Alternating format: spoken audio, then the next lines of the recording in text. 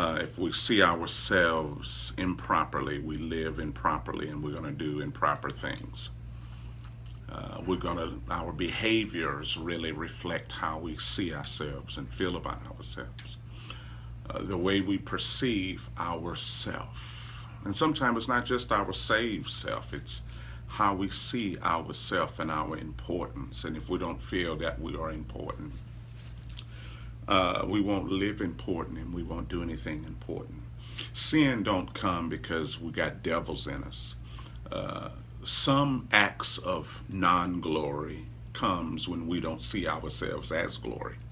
A sin or a dead work is really an act that's not connected to glory. And when we don't see, hey, how you doing? When we don't see ourselves as glory, we would do unglorious things. And it don't always mean we're going to drink and smoke and holler and jump through windows, but our very life rhythm will be a life without glory. If you don't see yourself as the glory of God, the way we think and perceive and view and filter things will be without glory. And then our natural behavior, the natural way we vibe with how we feel and perceive. You know, we could all go to church, and from 9 to 2 or 9 to 3 or however long we're at church, we know how to get in the character of church. Everybody knows how to get in the Sunday morning character. I'm going to praise. I'm about to go get in. So don't put nothing in my mind because I'm focused on praising. Because you got to get in the character of it. And so we all know how to get in the character of church from 9 to 2. Now, I think that's how come we have hard naps. We could go to work for 9 hours and don't take a nap when we get off. But sometimes you could go to church for 3 hours and you got to take a hard nap. Because maybe we're getting out of character for God, and maybe we're exerting so much energy getting out of character that when we finally get our own time back, we got to go to sleep. Maybe, I don't know. But when you live without glory, all of your perception and perspectives and rhythm is non-glorious. So it takes a lot of strength and courage to see yourself as the glory. How many of you actually see yourself as the living glory of God? You could say, I am God's glory, without feeling that you're stealing it. There is some innate feeling in us that makes us feel that we are stealing glory. So we want to give God his copyright by letting him know he said it. It's him and we're nothing. I'm nothing and you're everything, God, as though God creates a bunch of nothings. When God created you, you are God's extension of glory. I am God's glory.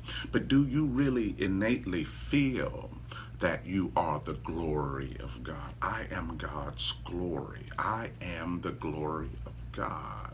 I could accept that Jesus is the glory. I could even accept that a few angels are glories. But I don't know if I am the glory. Do I believe I am God's glory? I'm God's offspring. How you doing? I'm the glory. It takes a lot of courage to not just believe the rhetoric of it, but to experience the rhythm of knowing it. Because when you know that you're God's glory, your behavior and your self-perception will shift. And see, we live according to our self-perception. Low self-esteem is a result of low perception. And so you could be a cool person with a low view of yourself. And everybody who has a low view doesn't mean that they live downtrodden. It means that they live beneath a supernatural reality. They are living in an inferior dimension that has become comfortable with them. So they need the acceptance of other people to give them their worth. In other words, when we don't know that we're the glory of God, we really don't value unconditional love. See, God says, I love you regardless of condition, which means I don't have to compete with anybody to see my value. God doesn't have to compete with anybody else. He loves us unconditionally. But I don't think we are turned on by unconditional love, because there is this competitive thing in us that needs to see how well someone will fight for us so we could see the value we have. In relationships, I want to see if I'm the one you want. So I got to see you deny other people, and then I know I'm the one. Sometimes we don't know how to handle unconditional love. We don't know because we're competitive and we need to see people fight. And I need you to scratch, and I need you to do this so I can know I'm worth something. I need this. And so God, it's like God loves us. It's like a parent. That's why children don't really believe the parent, because they feel you got to say it. If I tell my children you can do it, well, you got to say that. I'm your kid. So they don't feel the value in unconditional perception, because you see what I'm saying? But if their friend who competes for their attention say you can do it, they'll gravitate to a competitive perception or a competitive acceptance. You understand what I'm saying? So it takes courage to see yourself unconditionally. God says, I love you anyway. You are my glory. You don't have to compete. But we don't know how to just be without competing or earning a stripe or scratching or earning or lying or something. We don't, y'all feel me? You feel what I'm saying? It's terrible. And so when he says, I love you unconditionally, it releases you to this incredible life. But see, that's the rhetoric of the gospel. We don't understand the experience of the divine love. We understand the rhetoric of the gospel, but we don't understand the experience of Christ, the divine, to love unconditionally. He says, you don't have to compete. I love you anyway. And we feel that that's a cheap love, as though God is desperate. Anybody, it's like in real life, if somebody loves you after all the foolishness you do, you think they need you more than you need them. And so we feel God is desperate, so desperate where he would just accept anything so he won't lose us to the devil. And the thing is, no, he sees you as his glory, and he sees his glory unconditional. I love you because you're my glory. You are the greatest people. You are my greatest idea. You're the greatest thing I ever thought in my life. God looks at you and I, Russell, and he says, you are the greatest thing I have ever thought of in my life. And it takes courage. Wendy and Rhonda and Sherry and Karen and Bridget and every one of you who's on here. It takes courage. It takes courage, Regina, to see yourself like that. Not to just see it, but to experience it in a rhythm. Because we all know the gospel rhetoric, but we don't know the experience that shifts behavior.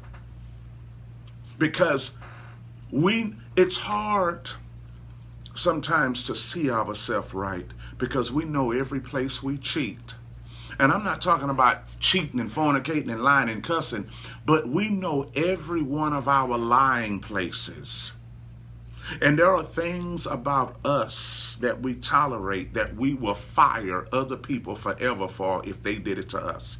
There are things about us that are crazy that we won't fire ourselves for, but we won't give other people the same consideration if they do it to us. And I think that's why we don't accept ourselves, because we know all of the places we lie. We know all of the places we resist. We know all of the places we fear. Undrai, we know all of the places we hide. We know every secret place within us. So it's hard to accept we are the glory when we know when we're lying. We know every cave we hide in. We know every rock we crawl under. We know when we're not giving our all. We know it, we know it, we know it, we know it. Yeah, we're God's child, but we're afraid to be our own child, because we know when we're lying. So we know the deceitfulness of our own inner self. And then when you hear God says, I love you unconditionally, the non-competitiveness is something we can't relate to, because we look at worth as a competition. I want you over this one. You got to show me. We want people to show us that they love us. We don't have the same unconditional thought. We have to see ways made and people bow and we got to bow. We don't understand that because we feel unconditional love can be cheap.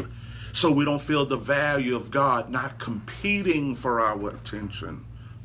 Y'all understand? Raise your hand if you follow what I'm talking about. It takes courage to see yourself right. It takes courage to know that I'm worth something. I'm worthy. We're afraid sometimes to say I'm worthy.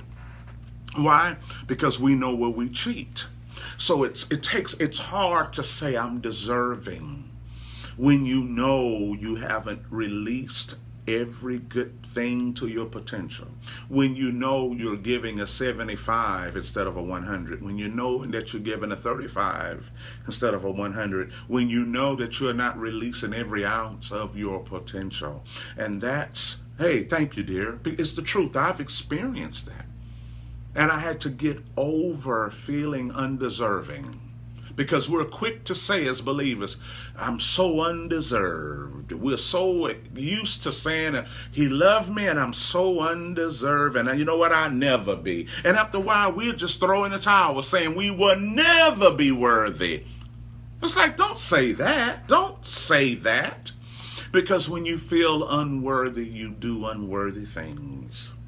When you tolerate being unworthy, you will continue to do unworthy things.